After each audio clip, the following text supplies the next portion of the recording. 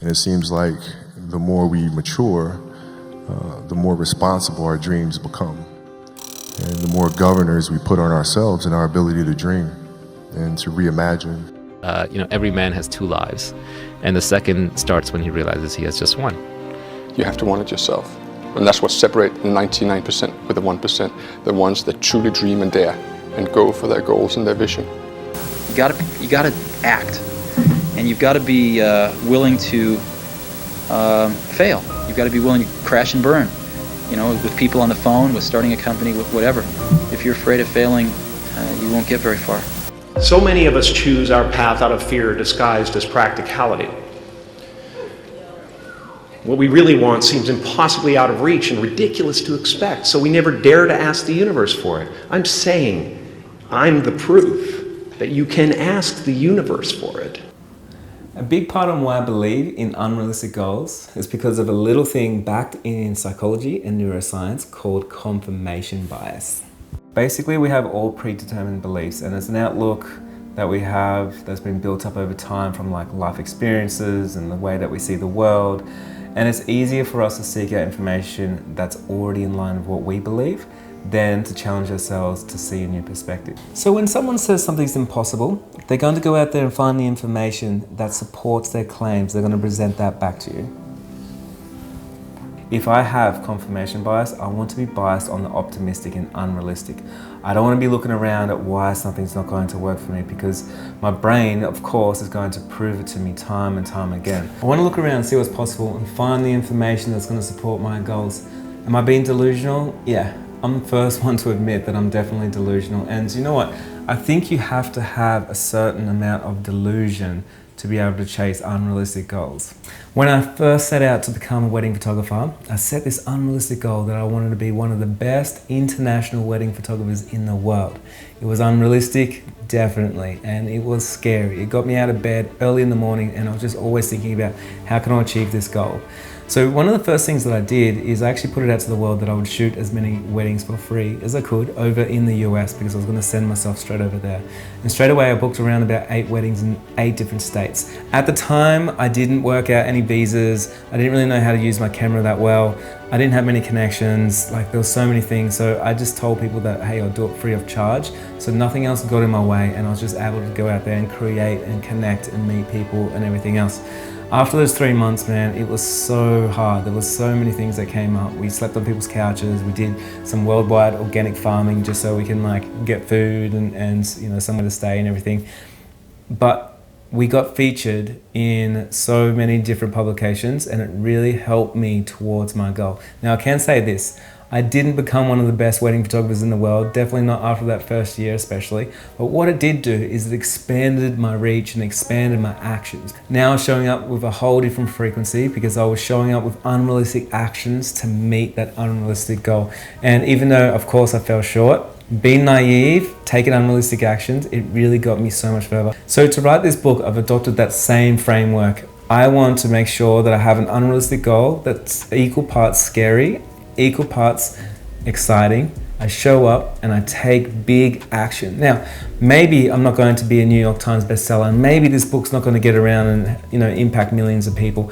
But in my mind, if I'm delusional, those are the things that I want it to do, and I'm going to show up and I'm going to take actions to give me the best chance possible for those things to happen. I've given myself 3 months. I've already started, and there's been so many times when I've just wanted to throw everything out, so many times when I've got so many ideas that I can't stop writing, and everything in between. It is such a fun process, but I got to tell you, it's not for the faint-hearted. I've been away for a little bit, maybe about a week, working on other things in the business, and I'm coming back right now to write Module 4. And it's really hard when you get back and you're not in the flow. You got to try and get back to your ideas, and yeah. I find this bit just a little bit of a struggle, so I guess the struggle is balancing normal business life with trying to write a book, and it's really not easy to do 2 things. I guess because with business you sort of need to get back to things and make things work, but with writing a book it's more about creativity, and you need space, you need to be less busy. So yeah, it's making it challenging, but I'm excited for today. Chapter 4, writing all about offers, pricing, things like that. And I know I've got a lot of really cool stories that I get to share. Is this recording? Oh yeah, okay. All right, I am just about to jump onto a call with a whole bunch of early adopters for the book, and what I'm doing is I'm actually going to record a podcast episode from each chapter as I go through and get advice from other people. One thing for me is I live in my own head and I got my own experiences and I do all these things, and it's really fun to share and everything, but sometimes I don't know how it's taken on board by other people. And for this book to do really well, I really want to get other people's opinions on different things and just to hear how the content resonates.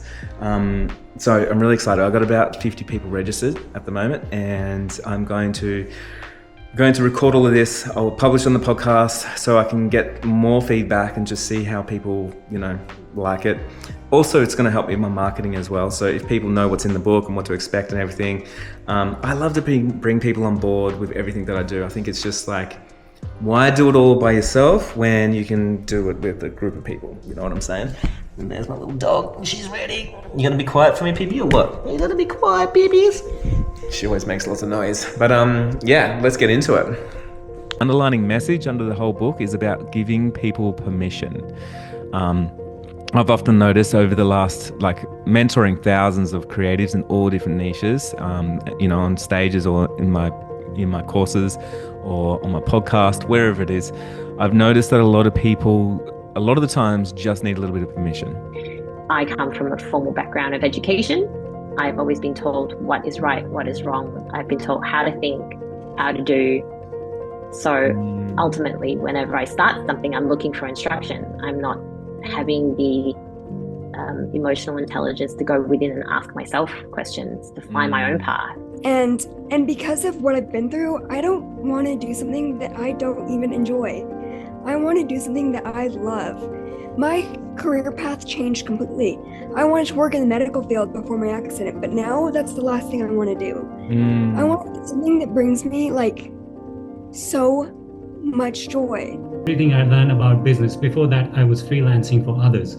But I can say very proudly, everything that I've learned about business is through you. Every aspect of it, from marketing to sales to SEO to everything has come from you.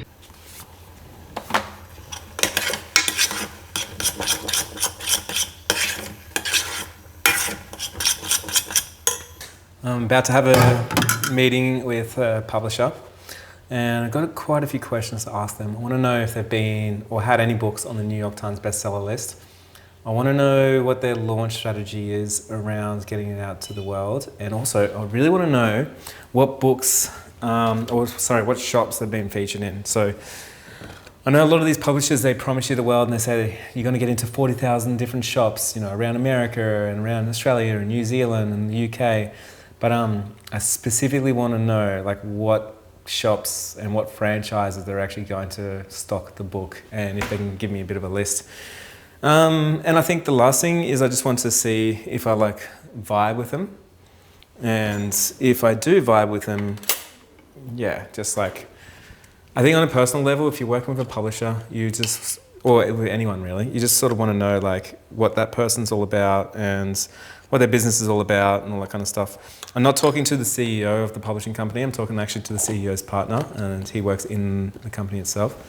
And interested to see what they got to say. I know I probably will contact more publishers as well and talk to a few different people, just so I don't go with the first one, and keep my options open. But I'm really excited for this meeting.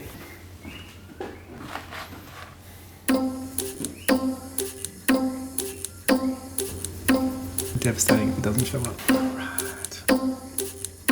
Right in this book, I keep sort of going backwards and forwards of what I excited about, but then the self-doubt keeps kicking in. I'm who's actually going to read this thing? Right, here we go. Hey there, how you doing? Hey man, how are you?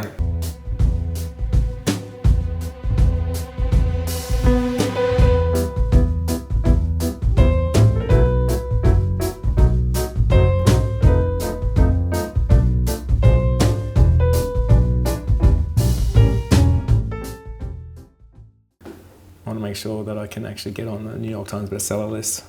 And we're not falling short because of something. So, yes.